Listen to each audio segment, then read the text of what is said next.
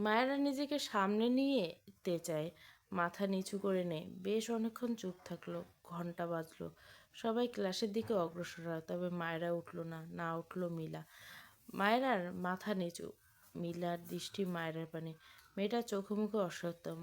মায়েরা হঠাৎ ভাঙা গলা বলে, যে মা আমাকে পেটে ধরেছিল সে কখনো সুখ পায়নি জানিস মিলা, কারণ শুনবি? তার গায়ের রং ছিল শ্যামলা। আমার আসল বাবা তাকে মানতো না, পছন্দ করতো না। আমার দাদি খুব ভালো মানুষ ছিল, সে মাকে নিজের ছেলের থেকে আগলে রাখতো। হায় রে পুরুষ মানুষ! মায়ের গায়ের রং তার চেয়ে চাপা ছিল বলে মাকে মেনে নিয়ে, অথচ আমি হেঁটে হেঁটে মায়ের পেটে চলে এসেছিলাম। কথাটা বলে মায়েরা বিদ্রূপে হাসি হাসে। মিলার দিকে ভেজা চোখে তাকায়, তারপর বলে, কি বুঝলি মিলা? মিলা অদ্ভুত চোখে চেয়ে আছে মায়েরার দিকে। মায়েরা স্লান হেসে বলে, সেই মাকে কখনো দেখিনি, কিন্তু আমাকে পেটে রেখেছিল। কথাটা ভাবলে কেমন যেন লাগে। মায়ের স্পর্শটা পাইনি, কেন যেন কষ্ট হয় সেই না দেখা মায়ের জন্য, যে আমাকে পেটে নিয়ে স্বামীর লাথি খেয়েছে। তার দোষ ছিল গায়ের রং সাদা নয় কেন? ও সেই বাবা আমায় খুব ভালোবাসতো, কারণ আমার চামড়া সাদা, একদম তার মতো। মায়ের মতো হলে হয়তো সে নিজেই আমাকে ডাস্টবিনে ফেলে আসতো। মায়েরা চোখ থেকে আক্ষেপের অশ্রু গড়িয়ে পড়ে। একটু থেমে আবারও বলে, আমার সৎ মাটাও খুব ভালো। ভাগ্য করে এমন সৎ মা পাওয়া যায়। কিন্তু আমার বাবা আমার সৎ মাকে কেন বিয়ে করছে জানিস? বউ ছাড়া পুরুষ মানুষ রাত যায় না বোধহয়, তাই আবার বিয়ে করলো। এবার বিয়ে করার সময় সেই আগের ভুল করেনি, একদম সাদা চামড়ার মেয়েকে বিয়ে করে আনলো। আমার মা মারা যাওয়ার কয়েক মাসের মধ্যে বিয়ে করলো। অজুহাত হিসেবে দিল দুধের বাচ্চার মা প্রয়োজন। আমি একটা কথা ভাবি, আমার গর্ভধারিণী মা যদি মারা না গিয়ে বেঁচে থাকতো কোনোভাবে, তারপর হঠাৎ একদিন এসে দেখতো যে সে দুদিন নেই, তাই তার স্বামী মনের মতো একটা ফর্সা মেয়েকে বিয়ে করে এনেছে, তাহলে আমার মায়ের মনে অবস্থাটা কী হতো? মায়েরা কথাটা বলে আকাশপানে তাকায়। নীল আকাশে সাদা মেঘের ভেলা ভেসে আসছে। মায়েরা ইচ্ছে করছে মেঘের কোলে ভেসে বেড়াতে। মলিন এসে বিড়বিড় করে বলে, মেঘমালা, তুমি যদি আমায় আমার গর্ভধারিণী মায়ের বুকে নিয়ে যেতে পারতে, তবে আমি তোমার কোলে উঠে যেতাম। কত ভালো হতো! ইস, সত্যি যদি এমন হয়। দৃষ্টিজোড়া অসহায়, চোখের কোণ ঘেঁষে অশ্রু গড়ায়। মায়েরা চোখ নামিয়ে নেয় ঘাসের উপর। এরপর আবার বলে, আমার সৎ মা খুব ভালো। আমার বাবা তো আর তাকে ভালোবেসে বিয়ে করেনি, রূপ দেখে ঘরে এনেছে। আমার দায়িত্ব দিয়েছে তার হাতে, সে আমাকে নিজের মেয়ের মতো আগলে রেখেছে। কিন্তু বাবাও বেশি দিন থাকলো না, দুনিয়ার মায়া ছেড়ে চলে গেল। আমার মনে হয় আল্লাহ ঠিক করে নিয়েছে বাবাকে নিয়ে। আমার সৎ মায়ের আমার বাবার চেয়ে অনেক ভালো স্বামী প্রাপ্য, তাই হয়তো আমার বাবাকে আল্লাহ নিয়ে নিয়েছে। কথাগুলো বলে আবার বেশ অনেকক্ষণ চুপ থাকলো মায়েরা। চোখ জোড়া বারবার ঝাপসা, দু হাতে ঝাপসা দৃষ্টি মুছে নেয়। এরপর ভাঙা গলা বলে, এসব গল্প আমার দাদির কাছে শুনছিলাম। আমার দাদি আমার ক্লাস 8-এর শেষের দিকে মারা যায়। এরপর আরও একা লাগতো। প্রথম যখন শুনছিলাম ওটা আমার সৎ মা নয়, মা আসল মা নয়, খুব ভয় লাগতো তাকে। কিন্তু মা আমাকে জড়িয়ে নিয়ে আমার ভয় ভাঙাতো। এরপর সহজ হয়ে মায়ের সাথে থাকতাম সব সময়। তবে আস্তে আস্তে বড় হয়ে বুঝতে পারলাম তার স্বামী আমায় পছন্দ করে না, না করার এই কথা। আমি তো তাদের কেউ না। মায়েরা থামে, লম্বা শ্বাস ফেলে আবারও দুহাত ঝাপসা চোখ জোড়া মুছে নিয়ে বলে, আমার গল্পের বই খুব ভালো লাগে, কিন্তু কখনো কিনতে পারিনি টাকার জন্য। আমার ফ্রেন্ডদের বোন বা যে কেউ, এদের থেকে বই আনতাম, তারপর পড়া শেষ হয়ে দিয়ে আসতাম। তারপর একদিন শিশুওয়ালাকে পেলাম। কীভাবে যেন ভালোবাসলাম, আবার হারিয়ে ফেললাম, আবার ফিরে পেলাম। কিন্তু সে আমায় ভালোবাসে না। মাঝে মাঝে ইচ্ছে করে আগুনের মধ্যে গিয়ে বসে এই হাত চামড়া পুড়িয়ে ফেলি। এরপর সে অল্প কয়েকজন আমায় ভালোবাসবে, ওইটুকু খাঁটি ভালোবাসাগুলোই আমি অনুভব করি। এরপর থেমে যায়। মায়েরা জড়িয়ে আসে কথা। বেশ কিছু সময় পর করুণ কণ্ঠ বলে, আমার শিশুওয়ালা আমায় না দেখে কেন ভালোবাসলো না মীরা? আমার ভীষণ কষ্ট হয়। কথাটা বলে দু হাতে মাঝে মুখ লুকায়, চোখ থেকে নীরবে অশ্রু গড়িয়ে পড়ে। উভয়ে বিড়বিড় করে বলে, আমার ভালোবাসার মতো কেউ নেই। গর্ভধারিণী মা নেই, বাবা নেই, সৎ মা কেউ নেই। শিশুওয়ালা আমার কাছে মোহে আটকে গেছে। মিলা এগিয়ে এসে মায়েরাকে জড়িয়ে দিল, পিঠে হাত বুলিয়ে বলে, রূপ দেখে মোহে পড়লে তারা যত্নের কথা ভুলে যায়। মায়েরা, তোর স্বামী তো তোকে যত্ন করে, তুই তোর সেই বাবাকে সাথে সবাইকে গুলিয়ে ফেলছিস কেন? মায়েরা কিছু বলল না। মিলা বোঝানোর স্বরে বলে, তোদের মাঝে সম্পর্কটা স্বাভাবিক কর, তোর স্বামীর ইচ্ছে পূরণ কর, নয়তো ওই সেই দাদিমার ছেলের কথা মনে আছে, অমন হলে তখন তোর শিশলা হারিয়ে যাবে। মায়েরা নাক টেনে বলে, হারিয়ে গেলে যাবে? মিলা হেসে বলে, তোর শিশলা অন্য কারো হয়ে যাবে। মায়েরা মিলাকে ছেড়ে কণ্ঠে কিছুটা রাগ ঢেলে বলে, শরীর না পেয়ে যারা অন্য নারীতে আসক্ত হয় ওরা নোংরা হয়, ওরা ভালোবাসতে পারে না। ওদের ভালোবাসা নামক ফালতু জিনিস আমার লাগবে না। সেটা শিশলা হলো। মিলা মিটমিট করে হাসে, তুই কতদিন ভার্জিন থাকার ডিসিশন নিলি? মায়েরা বিব্রত বোধ করে, কোনো রকম উত্তর দেয়, জানি না। মিলা বোঝানোর স্বর বলে, তুই বেশি ভাবছিস, তোর দাদি শাশুড়ির কথা ভুলে যাস বারবার। আমি তোর ভালো চাই মায়েরা। তোর যদি একবার বিয়েটা ভেঙে যায় তখন কী হবে ভেবে দেখেছিস? সমাজে একটা ডিভোর্সের মেয়ে জায়গা কোথায় থাকে জানিস? তোদের তো বাবা মা থাকে, তবুও সেই মেয়ে কত ভুগতে হয়। তোর পাশে কে থাকবে বল? তোর সৎ মা তোকে ভালোবাসে, কিন্তু চাইলেও তোর পাশে থাকতে পারবে না। তা তুই তোর স্বামীর ইচ্ছে পূরণ করতে দেবন, নয়তো পরিণতি অন্য কিছু হলে তোর কী হবে বল? মানে স্তব্ধ চোখে মিলার দিকে চেয়ে রইল, কথাটা বলল না, শুধু চেয়ে রইল। মিলা বিরক্ত হয়ে মায়ের নীরবতা এক পর্যায়ে রেগে বলে, তুই সবসময় 10 লাইন বেশি বুঝিস। যখন রাস্তায় বের হয়ে করে দিবে তখন এসব ভালোবাসা জানলা দিয়ে পালাবে। ভালোবাসা আশায় বসে থাকতে থাকতে তোর স্বামী তোকে ধাক্কা মেরে বের করে দিয়ে আরেক রূপবতীতে ঘরে তুলবে, তখন রাস্তায় ভিক্ষার থালা নিয়ে ঘুরিস। এত আবেগে দুনিয়া চলে না। আবেগের ঠেলায় স্বামীর কাছে আস্তায় না দিয়ে আঙ্গুল চুষে তারপর সে আরেকজনকে আর বলতে পারে না। মায়েরা রেগে মিলার গাড়ে একটা থাপ্পড় মেরে দেয়। মিলা অবাক হয়ে তাকায় মায়েরার দিকে। মায়েরার চোখ দুটো লাল, চোখ থেকে অবাধ্য নিঃশব্দ কান্নাগুলো টুপ করে গড়িয়ে পড়ে। অনেকক্ষণ পেরিয়ে যাওয়ার পর মায়েরা এমন এক ধ্যানে নিজের দিকে চেয়ে থাকতে দেখে খারাপ লাগে মিলার। মেয়েটা কেমন যেন শখ পেয়ে অশ্রু বিসর্জন দিয়ে দেয়। মিলা বুঝলো সে হাইপার হয়ে অনেক ভুলভাল বলে ফেলেছে। অতঃপর মায়েরাকে জাগিয়ে দেয়, সরি মায়েরা। মায়েরা ধ্যান ভাঙলো বোধহয়, ভাঙা গলে বলল, অন্যকে টানছিস কেন বারবার? মিলা ছোট করে বলে, কারণ ছেলেরা মৌমাছির মতো, এক ফুলে মধু না পেলে আর এক ফুলে মধুর সন্ধানে উড়ে যায়। আমার মা সবসময় এটা বলে। মায়েরা ঢুকলে অস্ফুট ছিল, ও কথাটা বলে আনমন হয়। চোখ থেকে আরও কয়েক ফোঁটা অবাধ্য অশ্রু গড়িয়ে পড়ে। বেশ কিছু সময় পর মায়েরা মাথা নিচু করে দু হাতে চোখ মুখ মুছে মিলার দিকে চেয়ে হেসে বলে, মিলা যে গালে থাপ্পড় দিয়েছে সে গালে চুমু খেয়ে বলে, আই এম সরি, মনে রাখিস মারটা। চাইলে 10টা ফিরতে থাপ্পড় দিস আমাকে। এরপর কোলের উপর রাখা বইটা নিয়ে উঠে দাঁড়ালো। মায়েরাকে উঠতে দেখতে মিলা উঠে দাঁড়ালো। মায়েরা হেসে বলে, তুই ক্লাসে যা মিলা, আমি একটু ওয়াশরুমে যাব। মিলা অবাক হলো না। মায়েরা তো এমনই, সবসময় এমন করে হাসে। খুব বুঝেছে মায়েরা খুব কষ্ট পেলে। মায়েরা উল্টো ঘুরে দুপাগুলো মীরা বলে, তুই কি আমার কথায় মন খারাপ করলি মায়েরা? আমি তোর ভালোর জন্য বলতে চেয়েছিলাম, সরি।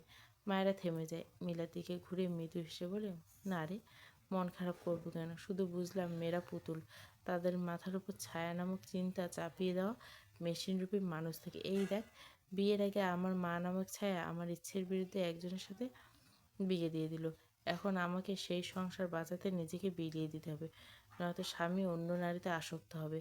এখানে আমি সিচুয়েশনের জন্য প্রস্তুত নেই, তবুও আমার ইচ্ছেই কে আসে যায়।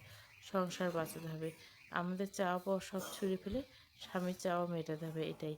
কথাটা বলে আর দাঁড়ালো না। ওয়াশরুমে যেতে যেতে মলিন কণ্ঠে বলল, ছোটবেলায় লুডো খেলতাম, আমি গুটি নিয়ে খেলে আমি কাঁদতাম, আর এখন জীবনে এত জটিল জটিল খেলা দেখে হাসি। আর একটু এগিয়ে থেমে যায় মায়েরা। পিছু পিছু মীরা আসছে। মায়েরা উল্টো ঘুরে মিলার দিকে তাকায়।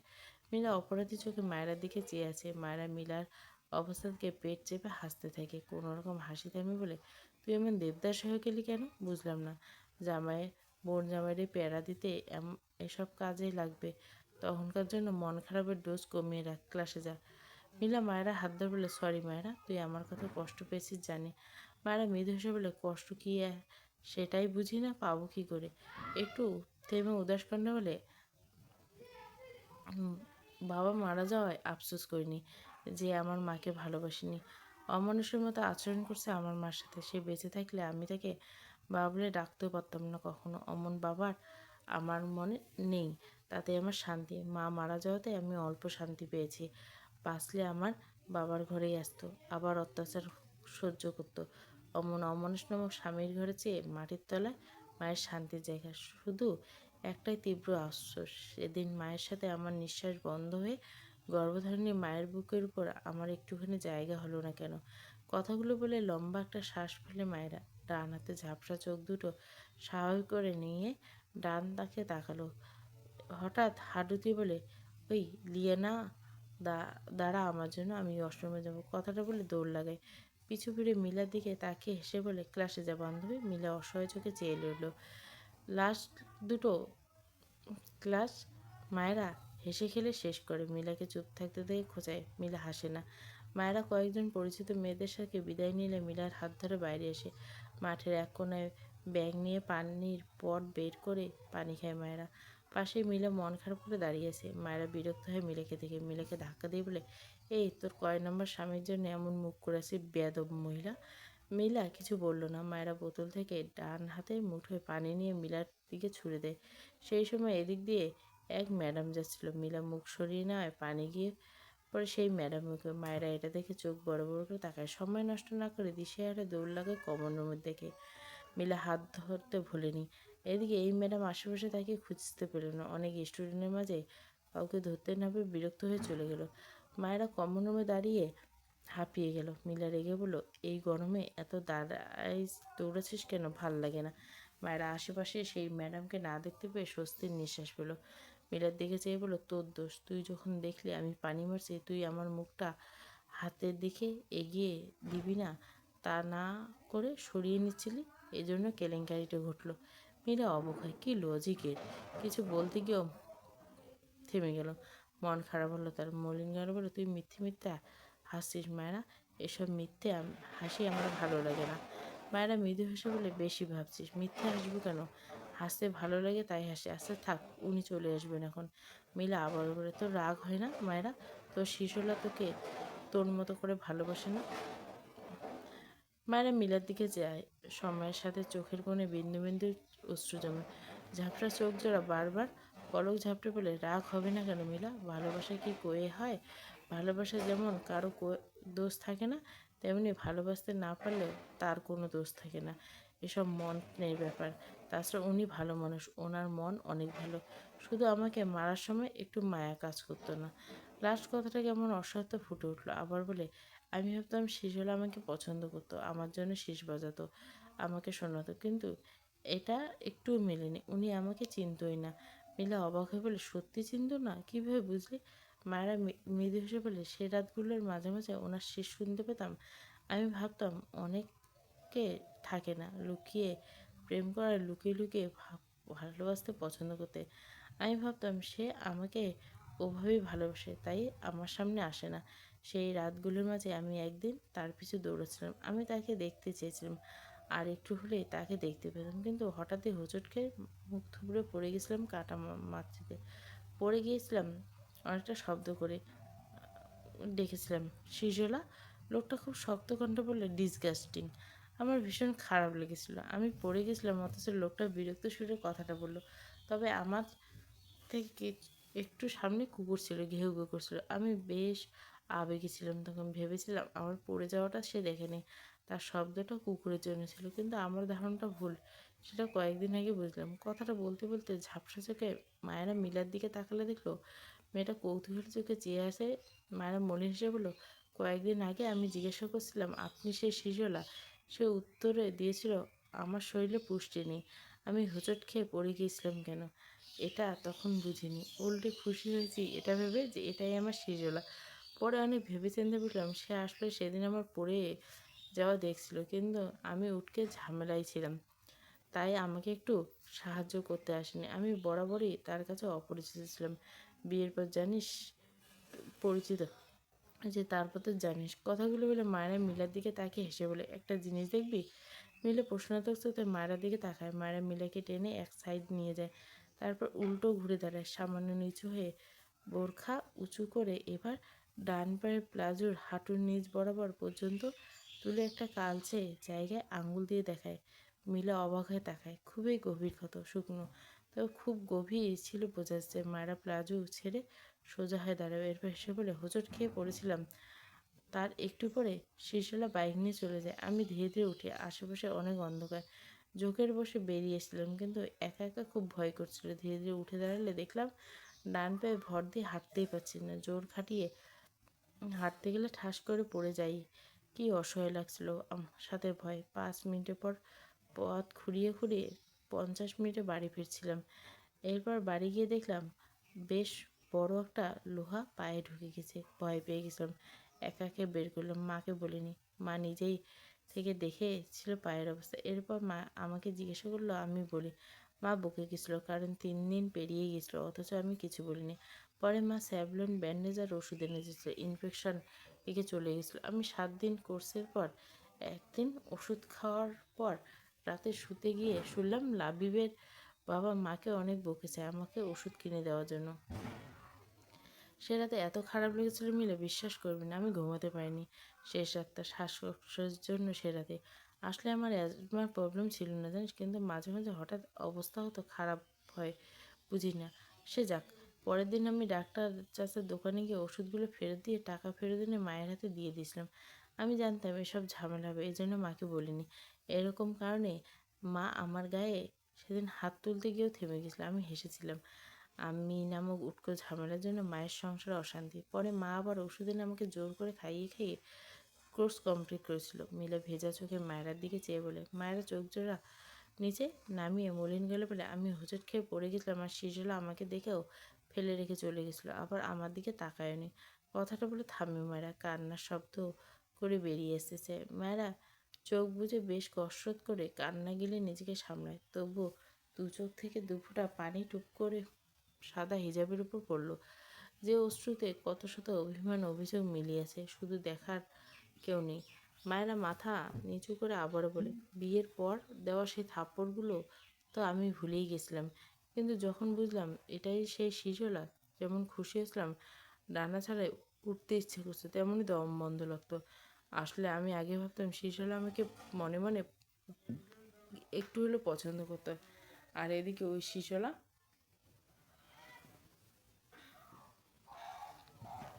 আমাকে নিয়ম করে থাপ্পড় মারতো। আমার সহ্য করতে পারতাম না। কথাগুলো বলার সময় মায়েরা ঠোঁটের কোণে হাসি লেগে থাকে, ডান চোখ মুখ মুছে নেয়, মৃদু হেসে বলে, এসব বাদ দাও, এসব ফালতু বকে ফেলেছি, চলো ওয়াশরুমে যাই। কথাটা বলে মিলার হাত ধরে ওয়াশরুমের দিকে হাঁটতে থাকে। ওয়াশরুমে গিয়ে মায়েরা ভালোভাবে মুখ ধুয়ে নেয়। চোখ মুখ কিছুটা লাল। বেশ অনেকক্ষণ পানি দেওয়ার পর একটু স্বাভাবিক রাখলো। মিলার হাত ধরে আবারও মাঠের পাশে এসে দাঁড়ায়। এরপর হেসে বলে, আজ আসছি ভাই। মিলা কিছু বলল না। মায়েরা মিলাকে এমন পেঁচামুখ করে থাকতে দেখে গালে দুদিকে টেনে বিরক্ত করে বলে, হাসতে পারিস না এমন পেঁচামুখ মানুষের মতো, আমার মেজাজ খারাপ লাগে।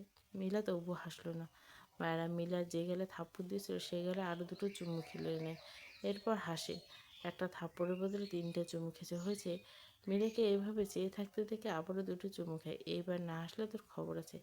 একটা থাপ্পড় মেরে 5 গুণ ফিরিয়ে দিছি। জীবনে জামাইকে একটু চুমু খাইনি, তোকে খেলাম। মানুষে আমাদের লেসবিয়ান পদবি দেওয়ার আগে হাসবে বেয়াদব ছেমড়ি। এ পর্যায়ে মিলা না চাইতেও হেসে ফেলল। মায়েরা হাসলো। বিশ্বজয়ের হাসি এসে মিলাকে বাই বলিয়ে মেইন গেটের দিকে এগিয়ে যায়। প্রায় সবাই বেরিয়ে গেছে। মাঠ একদম ফাঁকা পড়ে যায়। মায়েরা আবারও পিছু ফিরে হাত নেড়ে মিলাকে টাটা বলে। মিলা মলির মুখে তাকিয়ে থেকে মায়েরা দিকে, চোখের কোণ বেয়ে কেন যেন পানি জমালো। মিলা একদিন মায়েরার সাথে গল্প কথায় কথায় তার নামে অর্থ মায়েরাকে জিজ্ঞেস করে। মায়েরা অর্থ দিয়েছিল। মায়েরার উত্তর অসাধারণ। মিলা অদ্ভুতভাবে মায়েরার দিকে চেয়ে ভাবলো, মায়েরা নিজের নামে শুধু অসাধারণ নয়, বরং মায়েরা তার নামের অর্থের এই বৈশিষ্ট্যটাকে কি নিপুণভাবে রপ্ত করে নিয়েছে নিজের সাথে। এই যে বাস্তবে মায়েরা অসাধারণ একটি মেয়ে, যে মেয়ে বুক ভরা কষ্ট নিয়ে হাসে, শুধু হেসেই যায়, অন্যদিকে হাসাতে মেতে থাকে, যেন তার কাঁধে এই দায়িত্ব কেউ গুছিয়ে দিয়েছে। মিলে বোধহয় মায়েরা হাসি আর কখনো মন খুলে হাসাতে পারবে না। সে জানে মায়েরা হাসিতে শতগুণ দুঃখ ঝরেছে, শুধু মানুষ তা দেখতে পায় না, কারণ মায়েরা খুব যত্ন করে লুকিয়ে রাখে। মায়েরা গেটের দিকে তাকালে দেখলো ইরফান আসছে। তাকে দেখে দাঁড়িয়ে পড়ছে। মায়েরার পায়ে গতি বাড়ে, ঠোঁটের কোণে স্বচ্ছ হাসি ফুটে ওঠে। যার প্রতি এত এত অভিযোগ, তাকে দেখে মনের কোনো সুখ উকি দেয়, কি অদ্ভুত। মায়েরা ইরফানের দিকে চেয়ে মুখে হেসে লেপ্টে মৃদু স্বরে বলে, সখা তোমারে বাঁধিব, তোমারই থাকিব, বাসিব ভালো শুধু তোমারে। মায়েরা ইরফানের সামনে গিয়ে দাঁড়ায়। ইরফান মায়েরার দিকে তাকায় আছে। ইরফান ডান হাত মায়েরার মুখ দিয়ে মৃদু জিজ্ঞাসা করে, এত ঘামলে কীভাবে? মায়েরা ইরফানের মুখ কথা শুনে মুখ টিপে হাসে। মুখে এত পানি, এই লোক ঘাম বলছে, অতঃপর বলে, এটা পানি। তা? মায়েরা থেমে যায়। তখন যে ম্যাডামের মুখে পানি পড়ছিল তাকে দেখে মায়েরা দ্রুত ইরফানের পিছু লুকিয়ে পড়ছে। ইরফান ভুরু কুচকে পিছু ফিরে মায়েরার দিকে তাকায়। বিরক্ত বলে, কী প্রবলেম? মায়েরা দেখলো ওই ম্যাডামটা উল্টো দিকে চলে গেছে। এটা দেখে মায়েরা স্বস্তির নিঃশ্বাস পেল। ইরফানের দিকে চেয়ে মেকি হেসে বলে, কিছু না, টেস্ট করেছিলাম আপনি আমাকে খুঁজে পান কিনা। ইরফান বিড়বিড় করলে, স্টুপিড। মায়েরা কিছু একটা মনে পড়তে ইরফানের দিকে চেয়ে হঠাৎই শব্দ করে হেসে ফেলে। ইরফানের স্টুপিড কথাটা মূলত তার মনে পড়লো কথাটা গতকাল বাড়ি থেকে আসার আগে লাবিব তাকে বলেছিল, আপু আপু খুবই জুলে ভাই, স্টুপিড বয়। মায়েরা অনেক ভেবেচিন্তে বের করেছিল লাবিব স্টুপিডকে লাবিব টুপিড বলছে, আর শিখেছে এই লোকের থেকে। মা ইরফান মায়েরা দিকে চেয়ে চোখ ছোট ছোট করে বলে, হোয়াট? পাগলের মতো হাসছো কেন ইডিয়েট? মায়েরা বিরক্ত চোখে তাকালো ইরফানের দিকে। এখন এই লোকের জন্য হাসাও যাবে না, অসহ্য লোক একটা। মায়েরা লাবিবে আর মায়ের কথা শুনে ইনোসেন্ট ফেজবানি বলে, আমাকে আবার কবে গ্রামে নিয়ে যাবেন? ইরফান বিড়বিড় করে বলে, ডিসগাস্টিং শালার বউ হলে। মায়েরা চোখ ছোটো ছোটো বলে, কী বললেন? ইরফান গলা ঝেড়ে বলে, নাথিং। মায়েরা আবারও জিজ্ঞেস করে, নিয়ে যাবেন? ইরফান বিরক্ত করলো, নো, এসব ভুলে যাও।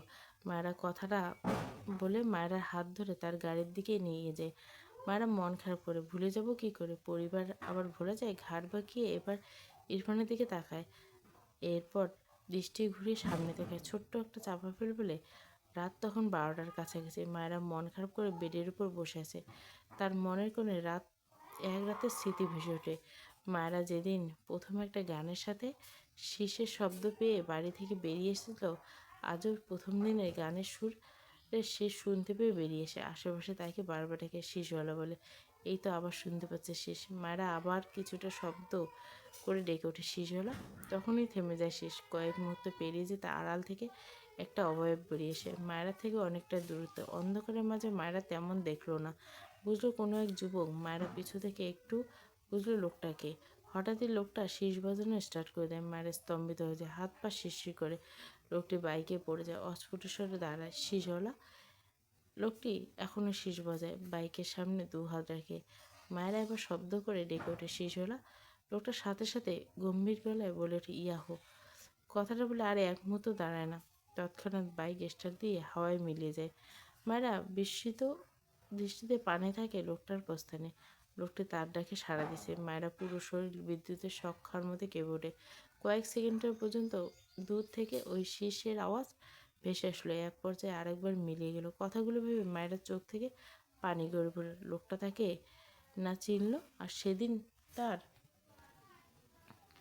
মারা সকালে উঠে ইরফানের জন্য 1 কাপ ব্ল্যাক কফি বানিয়ে এনে সেন্টার টেবিলের উপর রাখে। ইরফান ঘরে নেই, মায়েরা রান্নাঘরে গিয়েছিল, একেবারে বানিয়ে এনেছে। আজ অনেক দিন পর করলা পেয়ে মেয়েটা খুব খুশি। করলা, লবণ, মরিচ যে 2টো বাটি সেন্টার টেবিলে রেখে সোফায় বসে সে মায়েরা লবণ মরিচের গুঁড়োর সাথে মিশিয়ে করলা তৃপ্তি করে খায় মেয়েটা। কিছু সময় পর ইরফান ঘরে প্রবেশ করে সরাসরি ওয়াশরুমে যেতে গিয়েও মায়েরাকে দেখে থেমে যায়। মায়েরা খুব মনোযোগ সহকারে করলা খাচ্ছে। ইরফান মুখ বিকৃত করে খানিকটা। মায়েরা মুখ ভর্তি করে চিবোতে চিবোতে ইরফানের দিকে তাকিয়ে ইরফানের এক্সপ্রেশন দেখে ভুরু কুঁচকে তাকায়। টেবিলের উপর আরও 4টে করলা একটি বাটিতে, দুটো একটি বাটি হাতে নিয়ে 2 হাতে ঢেকে নেয়। মুখে টুকে শেষ করে ইরফানের দিকে চেয়ে বলে, এভাবে তাকাচ্ছেন কেন? একদম এগুলো ফেলের চিন্তা করবেন না, আমার বাবা এনে দিয়েছে আমাকে। ইরফান মায়ের সামনে এসে দাঁড়ায়, দাঁতে দাঁত চেপে বলে, এসব অখাদ্য খাও কোথা থেকে শিখছো স্টুপিড? মায়েরা মাথা নিচু করে ইরফানের দিকে চেয়ে থাকে, মুখ বাঁকিয়ে বলে, এটা অখাদ্য নয়, এটা সবচেয়ে সুষম খাদ্য, বুঝেছেন? ইরফান বিরক্ত করে বলে, নো, এসব খাবে না তুমি, ফেলো বলছি। মায়েরা হাতের বাটিটা পেছনে লুকায়। ছোট বাটির কোনায় কিছুটা করলা ব্লেন্ড করে রাখা। মাথা নিচু করে মায়েরা কিছু একটা ভেবে মিটমিট করে হাসলো। তাকে ফেলতে বলে মায়েরা এবার বুঝবে মজা। এরপর সোফা থেকে দাঁড়িয়ে সোফার উপর ইরফান ভুরু কুচকে তাকায়। মায়েরা সোফার উপর দাঁড়ানো ইরফানের থেকেও বেশ লম্বা দেখে। ইরফান ভুরু কুচকে কিছু বলার জন্য হাঁ করতে মায়েরা বা আটি থেকে বেটে রাখা করলার কিছু অংশ হাত করে নিয়ে ইরফানের মুখে ঠুসে দেয়। ইরফান চোখ বড় বড় করে তাকায়। মায়েরাকে আর পায় কি? করলার বাটি শক্ত হাতে ধরে সোফার উপর থেকে এক লাফ দিয়ে দৌড় লাগে। ইরফান কেসে ওঠে, মুখ থেকে তরল অংশ বের করে ফেলে। মায়েরার দিকে রেগে তাকায়। মায়েরা দৌড়ে গিয়ে দরজার আড়ালে দাঁড়িয়ে ইরফানের দিকে তাকায়। ইরফান সমানে কাছে তরল হয় গলার ভেতরে কিছু অংশ চলে গেছে। মায়েরাকে ধরার জন্য এগিয়ে যেতে গিয়েও পিছিয়ে এসে সোফায় বসে। কি জঘন্য এই করলা! এই স্টুপিডকে তো সে পরে দেখে নেবে। মায়েরা ইরফানের এক্সপ্রেশন দেখে চলে যেতে চেয়েছিল, কিন্তু ইরফানের এভাবে কাঁচতে দেখে মায়েরার মুখ থেকে হাসি মিলিয়ে যায়।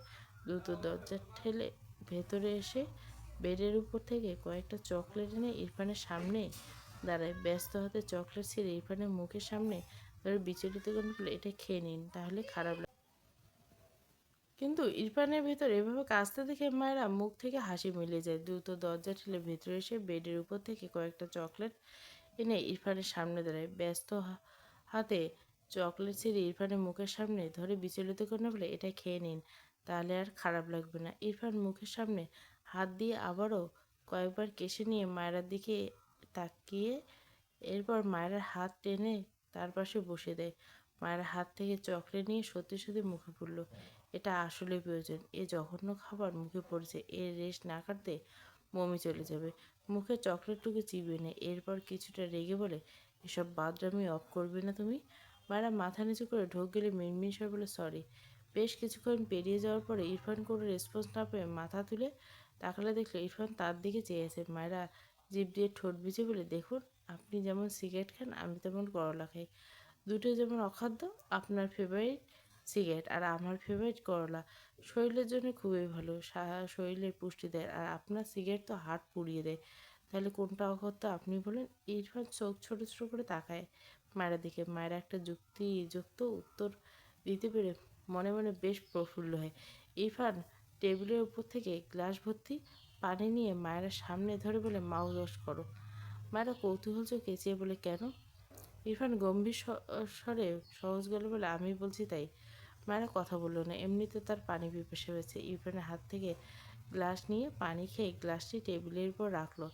এরপর ডান হাত উঠিয়ে ঠোঁটে লেগে থাকা পানির মোছা জন্য হাত উঠাতে নিলে ইরফান টান মেরে মায়েরাকে তার কোলে বসায়। কোনো কথা ছাড়াই মায়েরার দু হাত পিছনে নিয়ে তার দু হাতের মাঝে বেঁধে মায়েরার ঠোঁট জোড়া আঁকড়ে ধরে। বেশ কিছু সময় পর ইরফান মায়েরাকে ছেড়ে দেয়। মায়েরা মাথা নিচু করে রেখেছে। ইরফান ডান হাতে বুড়ো আঙ্গুলের সাহায্যে মায়েরার ভেজা ঠোঁট মুছিয়ে দেয়। মায়েরা সামান্য হেলে পড়া চুলগুলো পিছনের দিকে নিতে নিতে গম্ভীর স্বরে বলে, সিগারেট হার্ট পুরানোর ব্যাকডেটেড ভার্সন, বাট ইউ। বলতে গিয়েও থেমে যায়। মায়েরার দিকে। মায়েরা পিটপিট করে চেয়ে আসে ইরফানের দিকে। ইরফান ইংলিশ শব্দগুলো গুটিয়ে রাখলো জিবার ভাঁজে। এরপর মায়েরাকে কোলে নিয়ে বেডের দিকে যেতে যেতে বলে, আবারও গম্ভীর বলে, তুমি হার্ট ফুরালে আপডেট ভার্সন। এরপর মায়েরাকে বেডে বসিয়ে কিছুটা রেগে বলে, আর একবার সোফায় বসতে দেখলে থাপ্পড় দিয়ে সব দাঁত ফেলবো তোমার, স্টুপিড। কথাটা বলে ওয়াশরুমের দিকে যায়। মায়েরা নীরবে চেয়ে রইল ইরফানের দিকে। ইরফানের কথাটা বোঝার চেষ্টা করলো, ভাবলো এটা নিয়ে পরে ভাববে। কিছু একটা ভেবে বেড থেকে নেমে ইমপ্রেশনের সামনে দাঁড়িয়ে বলে, আমার একটা প্রশ্ন আছে। ইরফান ভুরু কুচকে তাকায় মায়েরার দিকে। মায়েরা জিভ দিয়ে ঠোঁট ভিজে বলে, আপনি আমাকে সত্যি চিনতেন না? ইরফান তার সামনে মায়েরাকে দেখে থেমে যায়। ভুরু কুচকে বলে, I am not interesting talking about this topic.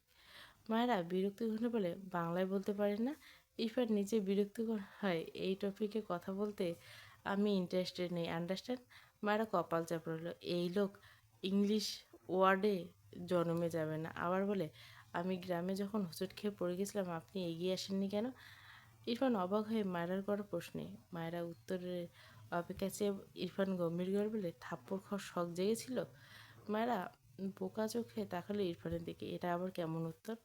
অবাক হয়ে বলে, মানে? ইরফান গম্ভীর করে বলে, it's mean you are a stupid girl. মায়েরা মাথাটা ইরফান মাথাটা বলে মায়েরার পাশ কাটিয়ে ওয়াশরুমে চলে যায়। মায়েরা বিরক্ত চোখে ইরফানের দিকে চেয়ে বলে, ইরফানের মতো গম্ভীর গলে অ্যাক্টিং করে বলে, ইউ আর এ গন্ডার এক নম্বর দাদা। মায়েরা রেগে ইরফানের পিছু ফিরে রেগে বলে, হোয়াট? মায়েরা থতমত খেয়ে যায়। সে আসতে বলেছে, জোরে হয়ে গেছে। মায়েরা কাচুমুচু হয়ে দাঁড়িয়ে থাকে। ইরফান কিছু বলল না।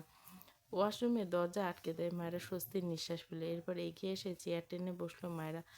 নোট করার জন্য যে কাগজগুলো কাজে দেয় তার মাঝে থেকে ছোট্ট একটা লাল কাগজ নিয়ে সেখানে লিখলো, সিগারেট হার্ট পুরানো ব্যাকডেটেড ভার্সন, বাট তুমি হার্ট পুরানো আপডেটেড ভার্সন, স্বীকারোক্তি শীষওয়ালা। লেখাটা লিখে মায়েরা অনেকক্ষণ চেয়ে রইল লেখাটার দিকে। বোঝার চেষ্টা করলো কথাটার অর্থ। বেশ অনেকক্ষণ চেয়ে থাকার পর অর্থটা বুঝলো বোধহয়। না চাইতো ঠোঁটের কোনো হাসি ফুটে উঠল। কখন যে চোখ থেকে দু ফোঁটা পানি গাল বেয়ে গড়িয়ে পড়লো মায়েরা টেরই পেল না। হাতের কাগজটা বাইরের ভাঁজে আলতো করে রেখে দিল। টেবিলের উপর মাথা রেখে চোখ বুজে নেয়। সেই রাতের কথা মনে পড়ে, যেদিন দাদিমা তাকে সাজিয়েছিল। ভীষণ ভয় পাচ্ছিল সে। মায়েরা আবারও কান্না করছিল। মায়েরা বারবার বলেছিল সে ছোট, সে নিজেকে ছোট বলে দাবি করেছিল। এতটুকু কি ইরফান বোঝেনি? মায়েরা খারাপ লাগে ইরফানের বলা কথাটা স্পষ্ট শুনছিল, you are my favourite dish. মায়েরা চোখ থেকে পানি করে বিড়বিড় করে বলে, মেয়েরা তো রেপিসদের কাছে ফেভারিট ডিশ হয়। কথাটা ভেবে মায়েরা কিছুক্ষণ চুপ থাকে। এরপর আবারও বিড়বিড় করে বলে, আমি আপনার ফেভারিট ডিশ হওয়ার আগে হৃদয়ের টুকরো হতে চাই শিশোলা। লাস্ট লাইনটি বলতে গেলে চোখের কোণ ঘেঁষে পানি পড়ার সাথে সাথে ঠোঁটের কোণে এক স্নিগ্ধ হাসি ফুটে ওঠে। রাত 11টা। মায়েরা পড়ার টেবিলে বসে আছে, কিন্তু পড়ায় মন বসছে না। বারবার মিলার কথা মনে পড়ছে। মায়েরা তার নোট করে ছোট্ট কাগজটা লেখা লিখলো, ছেলেরা মৌমাছির মতো, এক ফুলে মধু না পেলে মধুর সন্ধানে আর এক ফুলে উড়ে গিয়ে বসে। লেখাটার উপর বেশ কিছুক্ষণ তাকিয়ে রইল। চোখ থেকে টুপ করে দুফোঁটা পানি গড়িয়ে কাগজটার উপর পড়লো। মায়েরা হাতে কলম দিয়ে লেখাটা কালো কালির আবরণে ঘষতে থাকে। পুরো লেখাটা একদম কালো কালির নিচে চাপা পড়ে গিয়েছে। মায়েরা বসা থেকে দাঁড়ায়। এগিয়ে এসে কাবার্ডের এক সাইডে রাখা কাপড়গুলির মাঝ থেকে ইরফানের দাদির দেওয়া শাড়ি ব্লাউজ সব বের করে একা হাতে শাড়ি গায়ে জড়ে। ইরফান দাদি যেভাবে পরিয়ে দিয়েছিল সেভাবে, বেশ খোলামেলাভাবে। পুরো শাড়ি পরা শেষ হলে আয়নায় নিজের অবয়ব দেখে চোখ থেকে পানি মুছে দু হাতে চোখ মুছে নেয়। এরপর শাড়ির সাথে ম্যাচ করে ঠোঁটে হালকা লিপস্টিক দেয়, আবার চোখে কাজল। আর কিছু করলো না। বারবার চোখ ভিজে। মায়েরা বড় বড় শ্বাস নিয়ে নিজেকে সামলায়। মায়েরা আয়নার সামনে থেকে এসে এক প্রকার সাইডে দাঁড়ায়। তখনই দরজা ঠেলে ইরফান প্রবেশ করে। মায়েরা ইরফানের দিকে তাকালো না। মাথা নিচু করে দেওয়াল ঘেঁষে দাঁড়িয়েছে। ইরফান খুব স্বাভাবিকভাবে ঘরে প্রবেশ করে, তবে মায়েরাকে দেখে স্তম্ভিত। তার পা থেমে যায়। চোখ বুজে ফোঁস করে শ্বাস ফেলে। নিজেকে সামলে মায়েরার দিকে এগিয়ে গিয়ে মায়েরা বাঁ হাতে জড়িয়ে ধরে ডান হাতে মায়েরার মুখ উঁচু করে। মায়েরা চোখ বন্ধ। ইরফান মায়েরার মুখপানে মৃদু স্বরে বলে, আবার এসব পড়ছো কেন? গ্রান্ডমাকে নিষেধ করনি কেন? মায়েরা চোখ মেলে ইরফানের দিকে তাকায়। মায়েরার শরীর কাঁপছে। সে জানে না। ইরফান বোধহয় বুঝলো, কিন্তু ছাড়লো না মায়েরাকে। দু হাতে মায়েরাকে নিজের সাথে জড়িয়ে নেয়। মায়েরার গলায় নাক ঘষে ছোট করে বলে, গ্রান্ডমাকে নিষেধ করে দিব, ডোন্ট ওয়ারি। মায়েরা ঢোক গেলে মিনমিন করে বলে, দাদিমা পড়িয়ে দেয়নি, আমি নিজেই পড়েছি। ইরফান মায়েরার কথা শুনে অবাক হয়। তাকায় মায়েরার দিকে। মায়েরা ঠোঁট গিলে নেয়। ইরফান মায়েরাকে আবারও জড়িয়ে ধরে ঠোঁট বাঁকিয়ে সূক্ষ্ম হাসে। মায়েরা হাঁসফাঁস করে। তার স্বভাব ছিল বলে ছাড়ুন। ইরফান বিরক্ত হয়। একে কী করা উচিত? মায়েরা রেগে ছেড়ে দিয়ে বলে, স্টুপিড, নিজে সব খুলে আসবে, আবার ছাড়ুন ছাড়ুন করবে। মায়েরা মাথা নিচু করে নেয়। সে তো চাইলেও অনেক কিছু। ইরফান মায়েরাকে কোলে তুলে নিয়ে দাঁতে দাঁত চেপে বলে, ছাড়বো না, আন্ডারস্ট্যান্ড? মায়েরা আবারও ভয় পায়। ইরফান মায়েরাকে বেডে শুলে তার পরনের ব্লেজার খুলে ফেলে। শার্ট খুলতে গেলে মায়েরা ঢুকলে দ্রুত বেড থেকে নেমে দাঁড়ায়। ইরফান রেগে মায়েরার দিকে তাকায়। মায়েরা অসহায় চোখে চেয়ে আছে। ইরফান অপর পাশ থেকে মায়েরার কাছে আসতে নিলে মায়েরা চেঁচিয়ে, না, আমার পেট ব্যথা, আমি পানি খাবো। ইরফান ততক্ষণে মায়েরার সামনে এসে দাঁড়িয়েছে। তীক্ষ্ণ চোখে চেয়ে গম্ভীর বলে, কোথায় ব্যথা? মায়েরা মিনমিন করে বলে, পেটে মাথা ব্যথা। ভুরু কুচকে বলে, হোয়াট? মায়েরা জিভে ঠোঁট কামড় দেয়। টেনশনে ভুলভাল বলে আমতা আমতা করে বলে, পেটে আমি ঘুমাই। ইরফান শাড়ির আঁচলে ভাঁজ নিয়ে পেট বরাবর হাত রাখে। মায়েরা কেঁপে ওঠে। থেমে থেমে বলে, কী করছেন? ইরফান মায়েরার পেটে মৃদু চাপ দিয়ে মৃদু স্বরে বলে, ব্যথা সরিয়ে দেন ঘুমাবে। মায়েরা দু হাতে ইরফানের হাত সরাতে চায়। ইরফান বাঁ হাতে মায়েরা দু হাত ধরল। এরপর গম্ভীর গলায় বলল, পেটে কোথায় ব্যথা করছে? মায়েরা বাচ্চাদের মতো করে অসহায় কণ্ঠে বলল, পুরো পেট, সত্যি বলছি, এবার ছাড়ুন। ইরফান মায়েরার পেটে রাখা হাতটা পুরো পেটে বিচরণ করে। মায়েরা মাথা নিচু করে ঢোকলে ইরফানের এমন আচরণে তার শরীর শিরশিরে। সে নিজেকে জালে নিজেই ফাঁসলো। ইরফান ঠোঁট বাঁকালো, বিড়বিড় করে বলল, লিটিল গার্ল। এরপর মায়েরা পেট থেকে হাত সরিয়ে দু হাতে মায়েরার মুখ নিয়ে মায়েরা ঠোঁট জোড়া আঁকড়ে ধরে। মায়েরা চোখ বুঝে নেয়। একটু সময় পেরোতে ইরফান মায়েরাকে ছেড়ে মুখ কুচকে বলে, স্টুপিড, এসব কী লাগিয়েছ? মায়েরা এলোমেলো দৃষ্টি। একটু পর চোখ তুলে দেখলো ইরফানকে, তাকালে দেখলো ইরফানের ঠোঁটে লিপস্টিক মাখা। না চাইতে শব্দ করে হেসে দেয় মায়েরা। ইরফান বিরক্তিতে চোখ নামিয়ে মায়েরার দিকে চেয়ে থেকে বড় বড় পা ফেলে ওয়াশরুমে যায়। মায়েরার মুখ টিপল। এটা তো কম দামি একটা লিপস্টিক লাগিয়ে দিয়েছিল সে, এর জন্য ইরফানের ঠোঁটে লেগে গেছে। ইরফান ওয়াশরুমে যেতে মায়েরা দৌড়ে গিয়ে দাঁড়ায় এক কোণে, দ্রুত শাড়ি চেঞ্জ করে জামা পরে নেয়। এরপর বেডে গিয়ে কাঁথা মুড়ি দিয়ে ঠাস করে শুয়ে পড়ে। অনেক বড় হবার কাজ করে ফেলেছে ভুল করে, এসব তার দ্বারা হবে না। মিলার বাচ্চার উপর রাগ হলো। কালকে কলেজে গিয়ে ওকে একটা লাথি দিয়ে দেবে, বেয়াদব মহিলা। আজ ভার্সিটি বন্ধ, শুদ্ধ ইরফানদের বাসাতে। তার মা এখানে আছে, তাই সেও আর বাড়ি যায়নি। তার মনে হাজারটা প্রশ্ন। ইরফানের সেদিনের বলা কথাগুলো মনে পড়ছে। মায়েরা কোটিপতি হওয়ার ব্যাপারে ইরফান 2 বছর আগে জানে। এসব উদ্ভট উত্তর নিতে সে ইরফানের ঘরে এসেছে, কিন্তু ঘরে এসে কিছু একটা মনে পড়তে ইরফানের উদ্দেশ্যে বলে, সৌভিকের অবস্থা ভালো না রে, জানিস? ইরফান বেডের উপর বসে ল্যাপটপে কাজ করে গা ছাড়া ভাব নিয়ে আইনো। শুদ্ধ চোখ ছোট করে তাকায় ইরফানের দিকে, ভাবুক ভঙ্গিতে বলে, প্রায় বছরখানেক আগে আমাদের গ্রামে কয়েকটা ছেলের এক চোখ করে কানা করেছিল, তাই না? ইরফান ভাবলেশীনভাবে বলে, ইয়া। শুধু চোখ বড় বলে, কি? তুই এসব কি করে বেড়াস? সৌভিকের সেম অবস্থা, তবে ওর চোখ হয়তো বেঁচে যাবে। একটু থেমে বলে, মানুষের অঙ্গহানি করা ভালো কাজ নয় ইরফান। ইরফান বিরক্ত বললে, আমি ওকে 2বার ওয়ার্ন করেছিলাম, বাধ্য হয়ে শাস্তি দিয়েছি, দ্যাটস ইট। এসব ওর প্রাপ্ত। ফালতু নলেজ ডিলিট করে রাইট নলেজ মাথায় নে। শুদ্ধ রেগে বলে, আমি ঠিক বলছি? তুই ভুল, মানুষের তো বাল। ইরফান রেগে তাকায় শুদ্ধর দিকে, দাঁতে দাঁত চেপে বলে, আমি ওদের ছোটোখাটো প্রাণ দিয়েছি, প্রাণ তো নেই, শাস্তি দিয়ে লাইফকে সুযোগ দিয়েছি। দেন ওরা আমার বার্ড ফ্লাওয়ারকে ডিস্টার্ব করে। শুদ্ধ চোখ ছোট করে বলে, বার্ড ফ্লাওয়ারকে? ইরফান থতমত খেয়ে বলে, নাথিং। শুদ্ধ হিসাব মিলাতে ব্যস্ত। ব্যাপারটা কি হলো? 1 বছর আগের কাজের সাথে বর্তমান কাজের যোগসূত্র পাচ্ছে। তীর তো মায়রার দিকে যায়, আবার হিসেবে কাব্যিকেও নাম বলছে। শুধু ইরফানের সামনে বসে ইরফানকে খোঁচায়। ইরফান বেশ কিছুক্ষণ ওর ল্যাপটপ অফ করে চোখ বুজে নেয়। বেশ কিছুক্ষণ পর শুদ্ধ ইরফানকে ঝাঁকে বলে, কী রে, কোন জগতে হারালি? আমি এইবার একটু বুঝেছি তোর আর মায়রার ক্যালকুলেশন। 1 লাইন ভাবিস আর 10 লাইন, 1 লাইন বলিস, 10 লাইন ভাবি, কী খাপছাড়া কথা। এখন আমার প্রশ্নের উত্তর দে। ইরফান চোখ মেলে তাকে শুদ্ধর দিকে। শুদ্ধ ইরফানের দিকে কৌতূহল চোখে বলে, তুই মায়রাকে চিনেই বিয়ে করছিস, ঠিক বললাম তো? শুধু চিনেই নয়, একদম পছন্দের মানুষ। Wow, how cute. Irfan bed থেকে নেমে দাঁড়ায়, 2 হাত প্যান্টের পকেটে রেখে ভুরু কুচকে বলে, নো। শুদ্ধ বেডের উপর থেকে 2 পা তুলে ভাঁজ করে ভুরু কুচকে বলে, ও হ্যাঁ, আমি যা যা করলি ওর জন্য। এরপর মায়েরাকে অন্য কেউ ভেবে বিয়ে করলি কেন? ইরফান গম্ভীর গলায় বলে, টেস্ট করতে চেয়েছিলাম অন্য কাউকে বিয়ে করে ওকে ভুলতে পারি কি না। শুধু গালে হাত দিয়ে বলে, তুই যা, এই জীবনে মায়েরাকে ভুলতি না। মায়েরা অন্য জায়গায় বিয়ে হয়ে গেলে কী করতে? ইরফান বিরক্ত কণ্ঠে বললে, হতো না, অলরেডি 10টা বিয়ে ভেঙেছি। শুদ্ধ চোখ বড় বড় করে তাকায় কিছু একটা ভেবে, আমি যতদূর জানি মামা তোর বিয়ে মায়ের সাথে ঠিক করে রেখেছিল, তাহলে মায়ের জন্য পাত্র আনতে কে? শুদ্ধ দাঁতে দাঁত চেপে বলতো, ওর বেয়াদব বাবা। শুদ্ধ বোঝার ভঙ্গিতে মুখ গোল করে অতঃপর বলে, তুই নিজেকে অন্য কাউকে বিয়ে করার কথা ভাবলি, তাহলে মায়েরার বিয়ে আটকাতি কেন? ইরফান ভাবলেছিনভাবে উত্তর দেয়, মাই উইশ। শুদ্ধ বিড়বিড় করে, বেয়াদব পোলা, এর বেয়াদব অভ্যাসের জন্য ওকে বিয়ে করবে না, আবার ওর বিয়ে হতে দেবে না। অতঃপর শুদ্ধ গলা ছেড়ে বলে, মায়েরার জায়গায় অন্য মেয়ে বিয়ে করার পর তুই মায়েরাকে ভুলতে না পারলেও তোর বিয়ে করা বউয়ের কী হতো? ইরফানের সহজ উত্তর, ডিভোর্স দিয়ে দিতাম। শুদ্ধ বিরক্ত গানে বলে, ওর জীবন নষ্ট হয়ে যেত, কে বিয়ে করতো ডিভোর্সি মেয়েকে? ইরফান গম্ভীর করে বলে, হতো না, তুই ওকে বিয়ে করতি। শুধু চোখ বড় বড় করে বলে, কি? আমার ফারাকে রেখে আমি অন্য কাউকে বিয়ে করতাম? ইরফান ঠোঁট বাঁকিয়ে বলে, ফারাকে ভুলিয়ে দিতাম। শুধু কটমার চোখে চেয়ে রইল, রেগে বলল, তুই কাউকে ভোলার মতো অন্য কাউকে অ্যাটলিস্ট বিয়ে করবি না। খুব ভালো করে জানা আছে আমার, মিথ্যে গল্প শোনানোর জায়গা পাস না।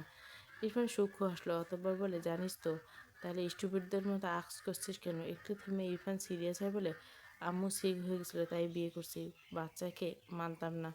একটু থেমে বলে, বার্ড ফ্লু ছাড়া অন্য কাউকে মানতাম না। সেদিন ডিভোর্স পেপার রেডি করতাম, উকিলের সাথে কথা হয়েছিল, দেন ওকে এক গুড পার্সনের সাথে বিয়ে দিয়ে দিতাম। বাট তার আগেই জেনেছি এটা ওই স্টুপিড। শুদ্ধ মিটমিট করে হেসে বলে, এখন ডিভোর্স পেপার রেডি কর, মায়েরাও তো বাচ্চা, আমি হেল্প করবো শোনা। শুদ্ধ দাঁতে ইরফান শুদ্ধর দিকে রেগে তাকায়, দাঁতে দাঁতে বলে, শাট আপ। শুদ্ধ বেখেয়াল থাকায় ঝাড়ি দিয়ে ওঠে, মুখ বাঁকিয়ে বিড়বিড় করে বলে, পাইছি এক বালাপ। ইরফান শুদ্ধর দিকে তাকিয়ে ঠোঁট বাঁকি বলে, তোকে বেঁধে রেখেছে তোর বউয়ের পিছে কুত্তে লেলিয়ে দিব আমি। ইরফানের কথা শুনে শুদ্ধ চোখ বড় বড় করে তাকায়। এই কথা তো ইরফান বিয়ের পরপর শুনেছিল। বিয়ের পর কদিনের মাথায় তাদের গ্রামের এক ছেলেকে খুন করতে যাচ্ছিল ইরফান। শুদ্ধ সেই ছেলেকে বাঁচিয়েছে বলে ইরফান এই কথা বলেছিল। শুদ্ধর মাথায় হাত, চোখ বড় বড়, ইয়া আল্লাহ, তার মানে তুই ওই মায়েরার জন্য ওদের মেরেছিলি, পরে হসপিটালে পাঠিয়েছিস, মরণের সাথে লড়ছে বেচারা, তোর একটু মায়া নেই রে? ইরফান তীক্ষ্ণ চোখে চেয়ে বলে, নাও নেই। বাটফ্লাওয়ারের টপিকে অন্য কেউ জড়ালে সেখানে সব মায়া, ফালতু মায়া দেখানোর টাইম নেই। লাইক তুই এখন আমার হাতে বেহিসেবে থাপ্পড় খাবি। শুদ্ধ দ্রুত বেড থেকে নেমে বলে, এই না না, আমি জানতাম না মায়েরাকে উল্টো পাল্টা বলেছি, এমন করিস কেন? এসব ঠিক নয়। এটা এখনো মনে রাখিস? এসব মনে রাখলে আল্লাহ পাপ দেয় শোনা। ইরফান দু হাতে শার্টের হাতা গোটাতে গোটাতে এগিয়ে এসে শুদ্ধ বলে, আমি তোর ভাই আর তুই আমার মারবি? ছ্যা, তোর স্মৃতি সত্যি গেছে। আহারে, তোর জন্য আমার কষ্টে কষ্টে কষ্টিত হয়ে হাঁটু কেঁপে ওঠে শোনা। শুদ্ধ রেগে বলে, ইরফান রেগে বলে, শুদ্ধর বাচ্চা। শুদ্ধ দৌড়ে ঘরের বাইরে যেতে যেতে বলে, নামাজ পড়ে দোয়া করে দে শোনা, যেন বাচ্চাটা খুব তাড়াতাড়ি হয়ে যায়। এই জীবন আর সহে না। আর তুই একদম আমার বউয়ের পিছে কাউকে লাগাবি না। বউটাকে পেতে না পেতে হারানোর ভয় থাকে শালা সবগুলো ব্রিটিশ। 2 বছর আগে ইরফানের অনার্স শেষে মাস্টার ভর্তি হয়েছে, টুকটাক বাবার ব্যবসা দেখাশোনা করে। তারেক নাজ ইরফানকে ঠেললেও শোনে না, ঠেলতে ঠেলতে একটু একটু ইরফানকে অফিসে পাঠায়।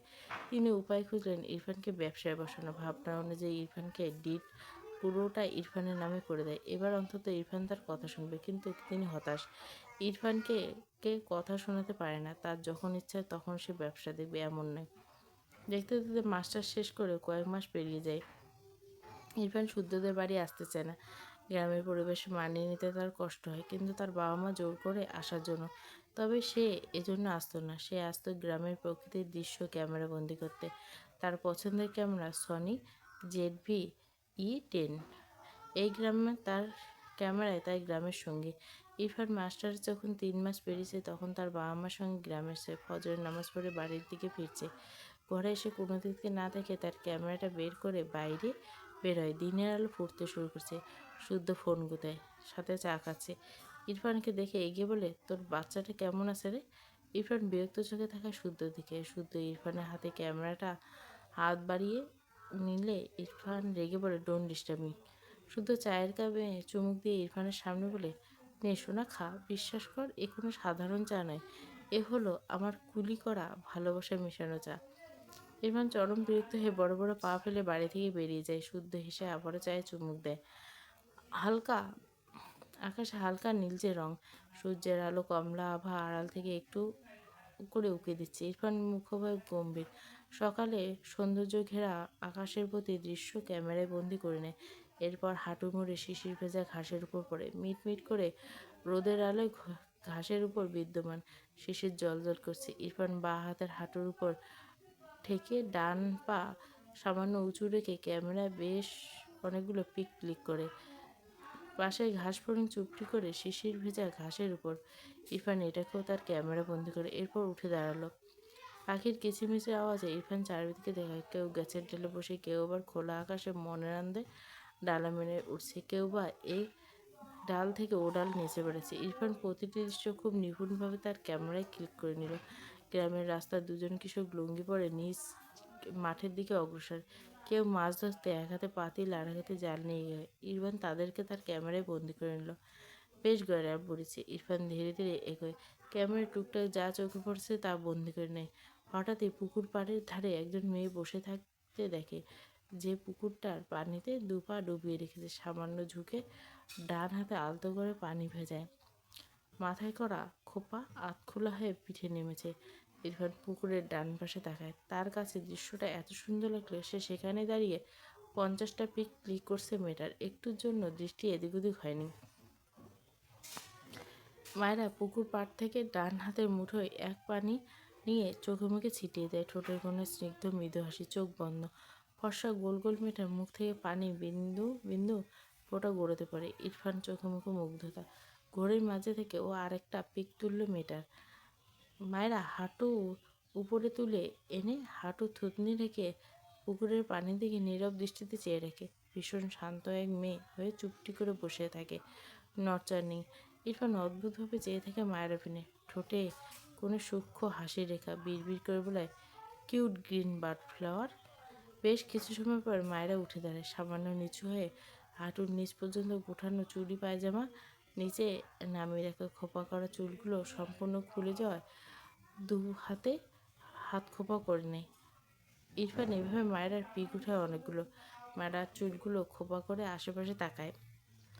এরপর এগিয়ে গিয়ে বাড়ির পথে ইরফান দেখল মায়েরা অনেকটা এগিয়ে গেছে। সবুজ গোল জামা, সবুজ পায়জামার সাথে সবুজ ওড়না পরানো মেয়েটা ভেজা পা জোড়া শুকনো মাটিকে ভিজিয়ে দিচ্ছে। মৃদু বাতাসে মায়েরা জামা দুলে উঠছে, মাথা থেকে কাপড় পড়ে যায়। মায়েরা ততক্ষণ দেখা যায় ইরফান ততক্ষণ মায়েরার প্রণয় অমলের কাব্য পর্ব 19 পুরো গল্পটা প্লেলিস্টে।